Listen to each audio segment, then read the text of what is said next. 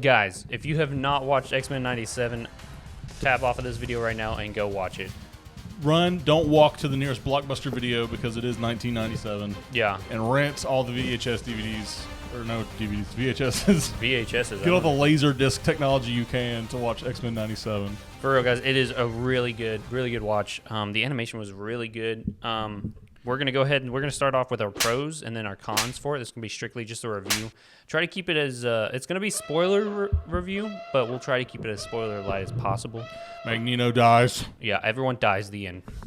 But some people do be dying, though. Some people do be dying, and if you're on Twitter or Instagram or anything, you've kind of already seen that. Yeah.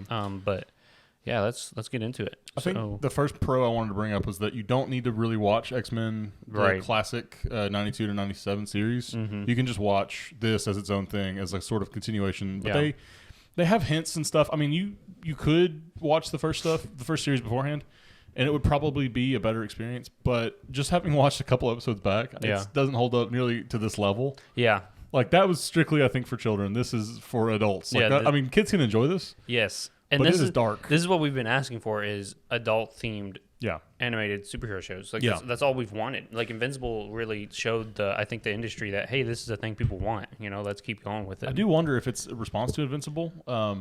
They kind of show Invincible up a little bit. You think so? The animation for sure does. Even Invincible makes fun of the fact that their animation is not the highest quality. That's true. So we can say it if they said it. You know what I mean? Yeah. But you guys already said it, so we're just agreeing with you. We're just anything else, taking the page from your book. Yeah, the animation was great. It was a little weird to get used to begin, just because the CGI, like, it's good, but sometimes I'm just like, they just seem a little too stocky. You know what I mean? It's a good blend of 2D and 3D as well. Like, it looks totally 2D until you like start seeing the move, and then you're like, oh, okay, these are probably 3D models. Yeah, but really good work by Disney there. You can tell a lot of budget went into animation. I hope we get, and it looks pretty much just like the old show, which is hard to do. Awesome. Even the opener, you know. Yeah. I love how like corny it is. Yes, like that opening. Like is they so kept the corny. cards and stuff too. Like I love that. Give us more of that. Like we've missed, I think, in adult animation, we've missed drama, we've missed action, and we've missed corny personality, like almost. depth and as a whole. And we get depth a lot in this, and it's really good. It's pretty good. So, which brings us into our next point. The complex storylines in the show are amazing. You get like some Jean Grey kind of controversies. You get like this love triangle between Magneto, Gambit, and Rogue, which is really good. There's like a weird love square between Jean Grey. I was called X-Man. There is an X-Man character. I don't know. He's not in this show. Like his name is just X-Man? His name is just the X-Man or something like that. Interesting. Anyway, you get Cyclops, Jean Grey, Wolverine, Morph. Yeah. So it's like this weird box of... Which I never saw the Morph thing until the final episode. I genuinely, I guess because I'm just a straight guy, I just saw it as like... Because I'm just too straight for all that. It's just two bros, you know what I mean? Because you know how I act you know how guys act with their friends, you know what I mean? We do gayer stuff than they do. That's what I'm saying. So to me, I was just like, oh, they're really good buds. I like this. That's such like a mom take. It really is, because when people came, wow, they're such good friends. Well, when people were talking about it on Twitter after the fact, so many people were in the tweets were just like, oh, I thought they were just brotherly love. I was like, bro, me with you, dude, all day. You really, I mean, like Disney does this, and you'll see this a lot. And this is like the one thing that people can try, and the fact that mutants are like a minority, and it's like the whole. Yeah, the whole metaphor. If you understand, you've watched Mutants. People saying like, "Oh, this is too woke. It's too political." That's what X-Men is. Yeah, that's exactly what X-Men is. It's supposed to be a metaphor on the progressive-ness of minorities and stuff. Well, in like the discrimination and everything, especially.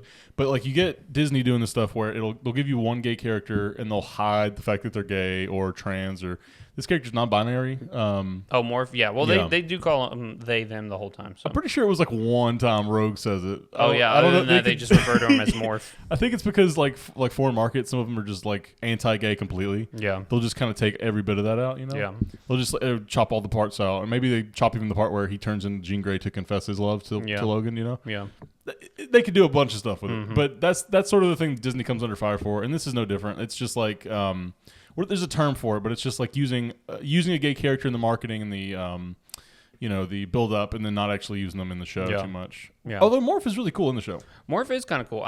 Once we understood his power set, you know what I mean? Because we were like, morphs into people, but it's really he can morph anyone and take over their physical attributes kind of thing. So if they can physically fly with wings, he can fly. Any type of martial arts, or he's turned into the Hulk, Juggernaut, physical strength kind of thing. Yeah. Also, too, we get those little things at the end, like where that shows the character spinning around and it has like their powers and abilities and stuff. Yes. That's cool because like I was like, oh yeah, I didn't never know how Gambit's powers actually worked. I just kind of assumed he made things glow and explode, but he's got a whole like breakdown of his powers, which is really cool. So complex storylines, they knock that out of the park. Yeah, it's almost like a soap opera. It really is, which I think is representative of the comics. When we were talking about the drama, is really well put in there. You know, you've got Sunspot's character coming out to his mom as a mutant. Yeah. Mimicking like coming out as a gay person, and then like his love with or his budding romance with Jubilee is pretty good, and then Jubilee too. So all good storylines, really good, well written characters. I don't think anyone was kind of left by the wayside. Well, we'll get into it. There were a few that I think were left by the wayside, but we'll talk about it. And then villains, I think, were also very relatable. Yeah, I think so. Very relatable and very hateable at the same time, in my opinion. So you got Magneto, dude. I mean, like, I kind of hated, spoiler alert again, but I kind of hated that we reset status quo, so Charles is involved again. He's like the main leader again. But like Magneto running the X-Men would be a cool, like, that at was least such a good premise. Like a one series arc where he's trying to do better and become like the hero that Charles knew he could be. And now he's like just kind of relegated back to that role of villain. And, like it's not boring, and the way they do it especially is like entertaining and enthralling. Yeah. But like give us like just one or two seasons of like shaking up status quo before we go back to what we expect. You know. Yeah, 100%. And then like so you got him. He's relatable, but he's also hateable. You can see both sides of Magneto. Oh yeah, Logan personifies that point because every time they're on screen together, he's just like, I'm gonna mess him up. He's ready to go. My bones. My bones. Then you've got on the complete opposite end, just straight hateable. Mr. Sinister was a phenomenal, just bad guy. Yeah. You know what I mean? I never knew who he was before now, though. I had to go and do some digging. They keep teasing him in X-Men movies. Like, I think he's teased at either X-Men or Deadpool 1 or Deadpool 2. Really? I think it was the end of Deadpool 1. They're like, Mr. Sinister is going to be the next bad guy. But then for whatever reason, those movies just keep... Like, they're like, oh, this works. We can put more and more crap into it. Yeah. And they never actually got around to Mr. Sinister being a villain. He's such a cool dude, though. I like his power set. I like his relation with Morph and some of the other X-Men as well, because he's dabbled, messed around and stuff. The whole thing with Jean Grey where he, like, just makes a whole copy of her, and that's the version that gives birth to the son. Yeah, it's... Oh, that was insane. Like, it was giving me a headache. That's some soap opera level stuff right there, dude. And then you've got Bastion, who, again, is more like Magneto, where... He could have very well been just one of the best X-Men when Charles Xavier, which is weird why his mom would lie to him about that kind of thing. You know? You get the revelation that Charles came to him to try to recruit him for the X-Men, and then the mom lied about it and just kind of like reinforced hatred and bigotry into his head. So then you got this like really interesting villain who hates mutants, and he is himself like a really powerful mutant. But he's also a mutant thanks to Sentinels. Like Sentinels gave him that power. Oh yeah, right. Like he was infected or something. It was really cool. Go look into Bastion's like backstory and stuff. I don't know enough about him to fully give you a deep dive onto him, but he was really cool. I like that too because it's not like Magneto's not the prime villain here. He's the secondary villain. Yeah, he's like exploding the Earth at the same time, you know. But like he like shuts off all the magnet zones or whatever. Yeah. What are they called? The North Pole and South Pole. So the magnetic. The pole, I guess it's the magnetic pole. Yeah, magnetic fields. He shuts off all the magnetic fields on Earth. Yeah, which is insane. He wakes up and just goes, okay, enough. This is it. You've pushed me enough. I was trying to be good, and now here I go bad again. It's not my fault this time. Y'all did this to me. It was crazy just seeing Magneto's levels. You know, and where he like brings all those senators up into space, just like I'm not a villain anymore. Please, but I will be if I have to. Yeah, like, you if can you guys see want what me I can to. do. Yeah, and then we get heroes turning into villains as well, like Rogue. Yeah, Rogue and Sunspot. Yeah, they just have that. And Rogue's is a little more, and I guess I can see Sunspot too. It's understandable. Spoiler alert with the Rogue story, Gambit does die in this show. One of the best. I mean, he's a hero who sacrificed himself to the end. And then you get Rogue just like... She goes on a rampage for the next, 3 episodes. And the voice acting, bro, is so phenomenal. So good. She's just like got that guy over the edge. That's not Trask, is it? Yeah, it was Trask. Oh, so you got Trask over the edge. And she's just like, sorry, sugar. I'm all out of like... care or pity or whatever, and just lets him go. I remember watching that and being like, oh my God. And even the X-Men are like, is this what we're doing now? Is this who we are? Yeah. Thank God he was not a... he was not a real just human being. He was Sentinel enhanced. Yeah, I think I'm going to tie these two pros into each other. Is the nostalgia was a perfect amount, and the little cameos of other heroes. Right. Yeah. So like we got a lot of cameos of different heroes showing up. We got Iron Man, Captain America, Cloak and Dagger looked really cool in here. Black Panther. You got Daredevil. Peter Parker and Mary Jane weren't even in hero form. They were. They were just, which ties up a loose plot line from the show. Yes, from the Spider-Man '90s show. We were always wondering if he actually went and found her like he said he was going to. That was the last little thing because he was dating some kind of like android, or she was like a water. Yeah, it wasn't actually like Mary Jane or something. I remember being really impressed with them doing that type of storyline in that show, and then them not filling it out was like one of the biggest regrets of my childhood. Oh so, yeah, 100%. At least they don't really have plans for a '98 Spider-Man yet. I think eventually, they've got some other Spider-Man show cooking. Yeah, so they're probably gonna. I think they'll probably, after they see the success of X-Men, they're going to go back They'll be like, oh, y'all like this. And I think it'll be good to do more animated shows on their shows instead of trying to do like big Marvel Cinematic Universe shows. Yeah. I think it works better. Mm-hmm. But like just seeing all the different heroes, it's showing them like, hey, our whole world isn't just mutants. We have all the heroes here, and let's show you some of them. And with the CGI and the animation with them, they all looked really good, really cool. And you also get Morph turning into like the Hulk and Mr. Fantastic and a bunch of other Psylocke. He turns into Psylocke at one point. Turns into Angel to Fly and stuff. All these characters, Quicksilver. He's got the and he's just like punching him. He's like. We get we get a lot of good cameos from Morph. Yes. I think if anything else, he's just a good cameo delivery machine. Yes, because 100%. Seeing the Hulk like take down a Sentinel or whatever, was so sick. Fun. Yeah, that's awesome. Yeah. So it was nice seeing those little. It was a perfect amount of nostalgia, in my opinion. Enough to keep going with the story, but also be like, hey, this is all the years of stuff we've already had. Cap gets a full extended sequence that people didn't like because they were like, they would say he would agree with Rogue. Yeah, like Rogue called him a cop, and it's like. If anything, he should be more on the X-Men side, which I think he is. I think he just didn't understand what was happening, and that's why he stopped Rogue. He was like, can you just explain? Like, I was just sent out here to stop you. I don't know what's going on. I see it as he had kind of like a clear head. He was like, I don't need to go around with this outfit bashing people up because it's going to send a message, and it's going to send a bad message for our whole country, not just the mutants in the country. He's putting a like a catch-22 kind of thing. Yeah, and I like in any other Captain America media, he would have been totally on her side and just like done what he could to help her. But since it's X-Men, it's not Captain America. They make him like the shill. He's the government shill. He is exactly. Storm, her whole side story was just like chef's kiss. I was kind of like, what are we doing? Until we get to like the part where the bird demons like starts attacking him and stuff, and I was like, okay, I'm sold. Yeah. And when she gets her powers back, it's like one of the hypest moments. Oh my god, she gets like the costume change and stuff. Yeah, dude. My god, she gets her full hair back instead of just the mohawk. The voice actress for Storm, phenomenal job. Oh, killed it. Yeah. Yeah, Storm's always been like. If you grew up, Storm for us was Halle Berry, but there was a whole people that grew up with this Storm from X-Men 97, and both are very good, but like this one is more like because her origin story is she was ruled as a goddess and on an island, like the natives just worshipped her because she controlled the weather. This one's more consistent. Yeah, this one's more consistent for sure. The Halle Berry one will like be either like super OP at points or she'll get kicked in the face and get knocked out or whatever. Yeah, dude. This one's like she's struggling with that self-doubt, and that's pretty much what's holding her back, and that's what the demon's like manifesting. Oh my god, that demon was so cool. We get like an owl demon thing that's like feeding off of her fears and insecurities and stuff. I just love how it's like being mean to her. It's just like, you're never gonna be good enough. Yeah. Everyone hates you. There's a part where she's claustrophobic and she's in this very small cave trying to get like this flower to heal Forge, who's really cool, and she's like trapped and the owl's like climbing. He's like, yes, keep being scared. That's real tasty. You're gonna be real tasty, and like just climbing up after him. I'm like, you are terrifying. You are terrifying.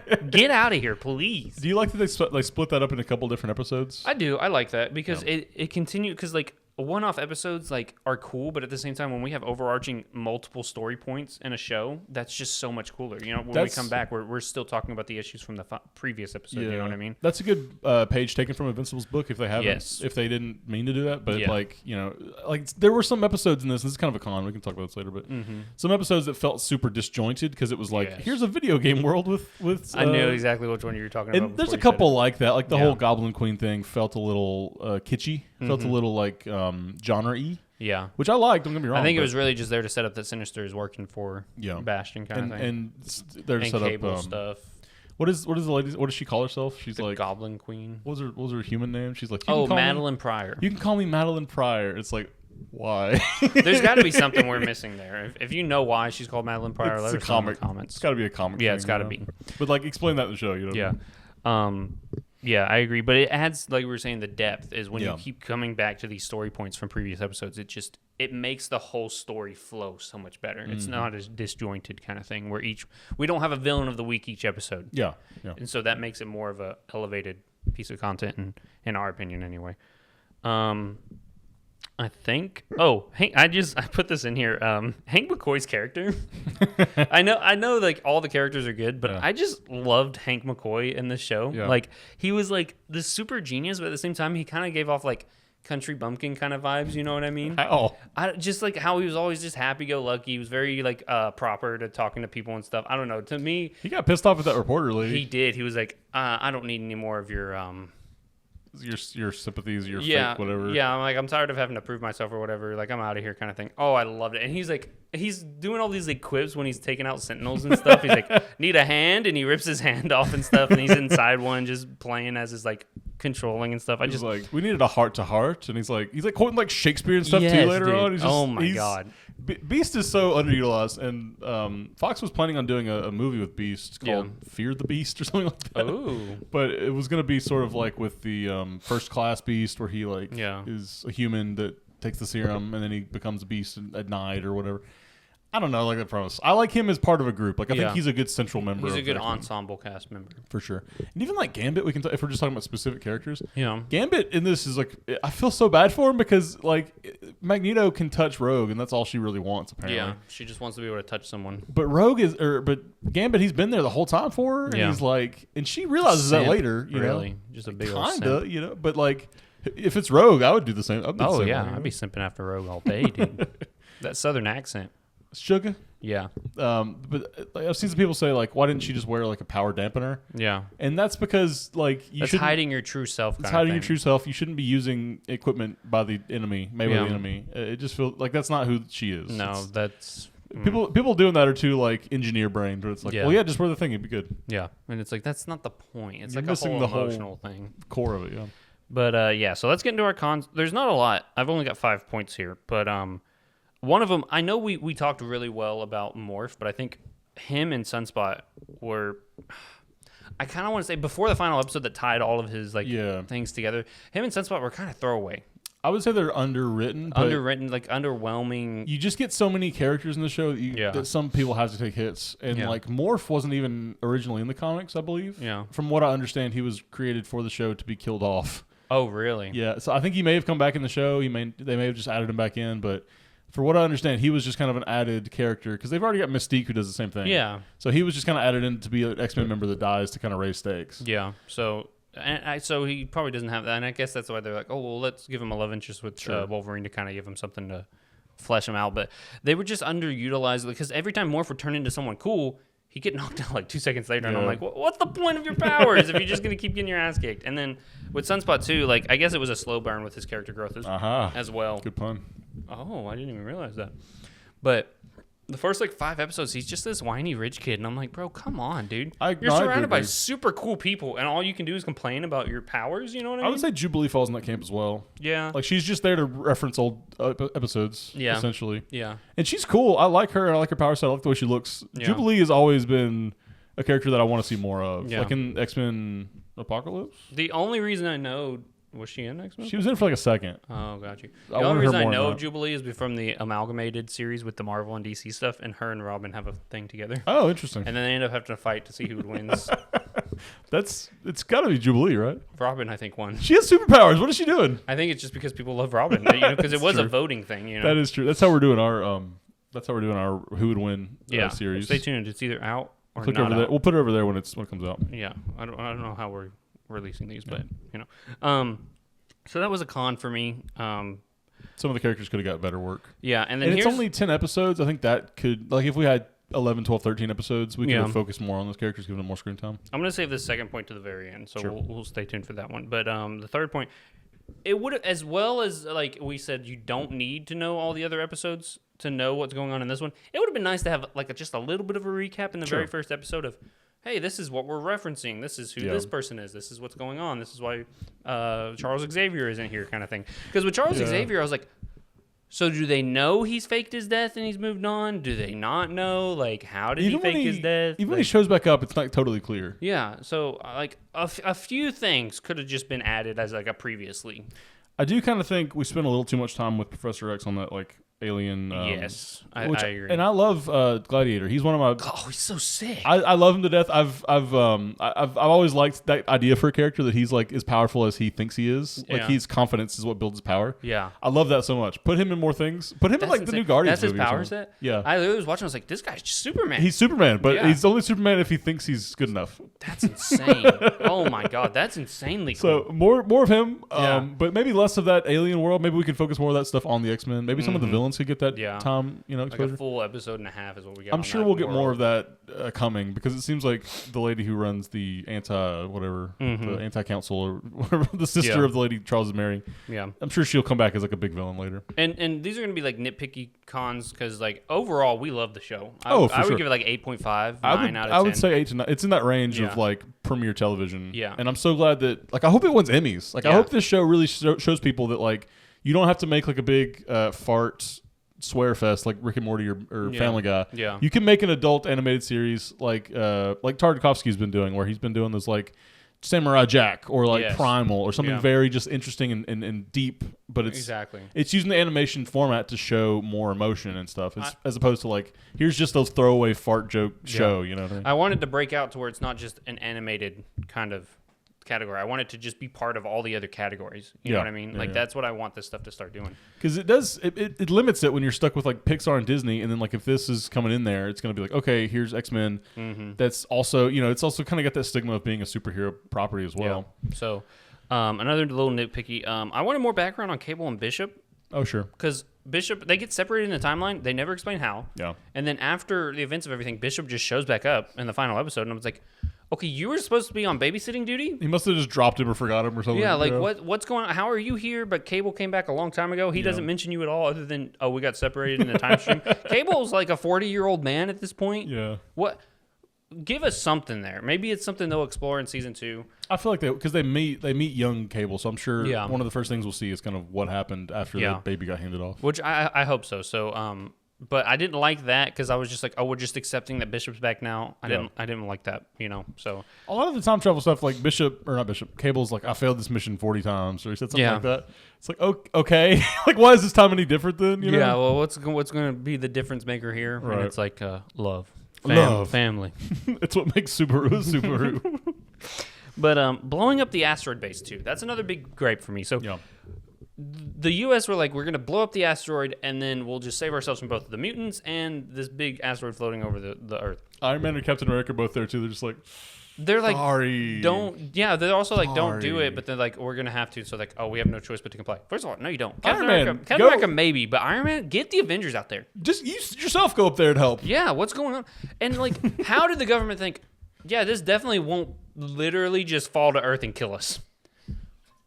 So they're all shocked when it does. They're like, God, the oh, dang. I know. And even at the end of the day, they don't really break it. Like, it's some like time travel BS that happens that fixes the situation. So it's like, we're just going to blow it up. It's like, well, do you have enough rockets to like blow it up to where it doesn't hurt everyone falling down? Have you seen the movie Armageddon? Yeah. You should watch the movie Armageddon. Total Impact or whatever it was called too.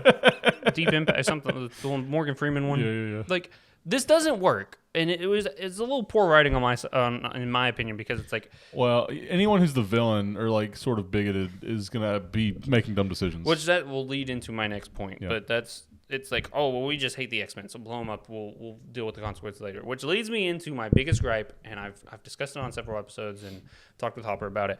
This is my little soapbox, but it's hard to relate to that. I'm just gonna read this from my notes. It's hard to relate to X-Men being hated with other heroes are loved, and there's no real differences between them. Yep. You got Spider-Man and Wolverine. He's a mutant. You automatically hate him. No one knows how Spider-Man got his powers. You know what I mean? By all accounts and purposes, they would know that he's just the same as Wolverine. Maybe. I don't know how. I mean, like, there's so much lore in the Marvel universe. Yeah. I'm not sure exactly how. So, like, my gripe is the fact that I think Spider-Man, I've seen some like clips or panels or something where Spider-Man's like, I'm not a mutant, I'm a mutagen or something. Yeah, like, he says something like that. I don't want to be associated with him. Essentially, he's like the same way. He's like, I'm not a mutant. What makes me so mad is I get it's a metaphor for minorities. Stuff. We understand that. But if the X-Men are in their own universe, like if it's just the Fox movies, Yeah, right? that makes a lot more sense because there's no other heroes. It makes a lot of sense. But when you put them in a combined universe with all these other heroes, gods, mutants, monsters, and stuff, but only the X-Men are hated to this point. Come on, man. This makes zero sense. I think it's not. I think this show and X-Men media do a good job of saying like there's specific reasons why people are so bigoted and they hate X-Men because of, you know, the reason of like extinction. Like, okay, if there's no more, you know, if there's no more humans, it would only be mutants or X-Men. Mm-hmm. But the thing is, in my point of view, and maybe I'm just different. Maybe I'm just maybe I'm just more tolerant. Maybe I'm more nice and accepting. Yeah. But like, I would want to have superpowers. So like, I see Angel. He's like a beautiful blonde man with like angel wings. I'm like, you're like, I want that. I want to be that. So that's trying to be that. And that's why I genuinely don't understand. But for every angel, there's like a Mystique or a Nightcrawler or a Beast that looks a little weird. Get that shit out of here. You know? So you roll in the genetic gamble lottery of like, maybe you'll be disgusting. But even maybe the Blob or something. But any one of them, if they told me their power set, I'd be like, oh, I'd take looking like that to do that. That's true. Like Nightcrawler is one of my favorite characters, and I think his look builds on it. Like he looks cool, and he has these cool powers. Mm-hmm. And to reference, this is another gripe I have with it. Let's reference back to X-Men First Class. I know we're talking about the show, but in this, a main selling point of why you need to exterminate mutants is Charles Xavier writes a report about how the Neanderthals and then there was the Homo sapiens. And after the Homo sapiens were introduced to the Earth, the Neanderthals were almost completely went extinct. If you look at actual history and stuff, it's not that the Homo sapiens killed all the Neanderthals. It's the fact that the Neanderthals weren't prepared or like equipped with the biological necessities to live in the world. Yeah, it's so evolution. they died. Yeah, they died out because they couldn't live. It wasn't because the Homo sapiens killed them. But that's what they're using the X-Men and humans. They're like, the mutants are going to kill the humans because that's what happened with the Homo sapiens and Neanderthals. No, it was the Neanderthals could not live physically on the Earth anymore in a sustained manner. You know what I mean? And that's the thing too, because like nowadays we're so evolved, literally. You know, that we can understand that like we shouldn't genocide a single race. Like we do all these things with animals that are endangered all the time. To help them and save them, and you know, there's all these conservation efforts and everything like that. So mutants are animals. No, I was saying humans are animals in this metaphor. Yeah. But like humans and mutants are both like intelligent beings. Like they wouldn't just genocide. Yeah. Unless you're Magneto or one of the Brotherhood people. Yeah. Only like mutants are. Or on the human side. Mutant rights. There's hate on both sides for it. Yeah, there's hate on both sides. But you know. Yeah. I think we would coexist at least for several decades without having any issue. Yeah, and maybe that's just my soapbox. I know Hopper's not nearly as annoyed about it that I am, but that's just my personal con is I just can't buy into it as much as they want me to just because people like Spider-Man exist. And I'm like, no one hates Spider-Man, except for J. Jonah Jameson. he probably has like a faction in New York that hates Spider-Man. Yeah. In most media, he's pretty well loved, though. I think in movies and stuff, at least. Yeah, like anytime you see the death of Spider-Man, like it's just... You mess with one of us, you mess with all of us. So like it's just hard to relate the two. You know, bring out the cranes. Bring out the crane. The crane operator. Dude, that was such a good scene, dude. I was gonna say the voice acting. Not the voice acting. I was gonna say also the dialogue's a little corny. Yeah. Like you don't need Gambit every second saying "mon ami" or "guaranteed" or whatever he says. We get it. He's from Louisiana. I've been there. I've seen the sights. Yeah. Also, Rogue just every second she's calling someone sugar. Yeah. You don't really need all that. No. You know. Yeah, I need it for my dopamine receptors. Sure, it's great, and I love it every time I see it. But I think they're kind of using that as like a way to kind of bridge the old show with this show. Yeah. Like if they would have cut some of that, it would have helped to modernize it a little bit. Yeah. But you know, it is what it is, and it is X-Men. It's probably the best X-Men interpretation that we've had in a while. Yeah, I mean, just in general, I think it's up there with Days of Future Past, if not better. Yeah. If you guys know us, me and Hopper, Days of Future Past is like peak X-Men content you'll ever see. For sure. So let's get more stuff on that level. If you want to see some more of our YouTube content, that includes like tier lists and everything like that, you'll just click over there by Steven. If you want to watch our Ben 10 series episode breakdowns, right here on my side. And then we've got the subscribe button here in the middle. Make sure to give us some love in the comments and give us a like, and we'll see you in the next one. Bye.